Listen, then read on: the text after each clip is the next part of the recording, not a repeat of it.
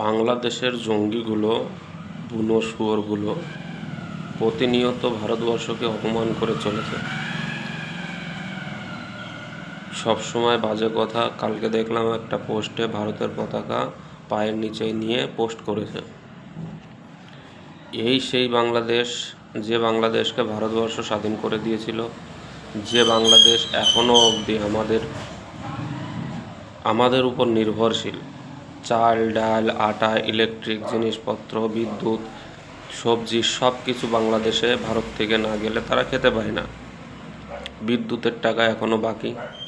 ভারত থেকে যে টাকা ঋণ নিয়েছিল সেই টাকা এখনও বাকি। কিছুদিন আগে ভোটের সময় আবার টাকা দিয়েছে ভারত সরকার। তারপরেও এদের অহংকার দেখো। যারা আমাদের দেওয়া টাকার উপর নির্ভর করে বেঁচে আছে, তারা আবার আমাদেরকে প্রশ্ন করে, আমাদেরকে অপমান করে। বাংলাদেশ থেকে আসা যে কোনো লোক, সরকার কোনো স্টেপ নেবে না। সরকারের আমি এই যে এখন যে টাকাটা দিল, ঋণটা দিল, তার পুরোপুরি বিরোধিতা করি আমি। বাংলাদেশকে 5 পয়সাও দেওয়া যাবে না। আর বাংলাদেশে থাকা হিন্দু, তাদের উপরেও কোনো সিম্পতি আমার এখন নেই, আগে ছিল। কারণ তারা এই দেশে আসলে পরে সেকুলার হয়ে যায়, কিন্তু তারা আবার ওই দেশে থেকে পালিয়ে আসছে, যাদের মারধর খেয়ে, যাদের অত্যাচারে ধান, চাল, ভিটে মাটি সব কিছু ফেলে তার কাটার নিচে দিয়ে রাত্রেবেলা পার হয়ে এখানে আসছে। এখানে এসে তারাও সেকুলার হয়ে যাচ্ছে। তাদের প্রতি আমার কোনো রকম কোনো সিম্পাতি নেই।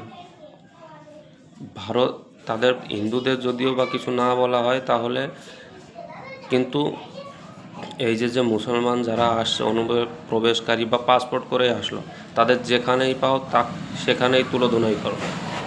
যেখানেই পাও তাদের এখনও একটা ফোড়া হলে পরে আমাদের দেশে আসতে হয় চিকিৎসা করাতে। এদের তুলোধুনাই করো।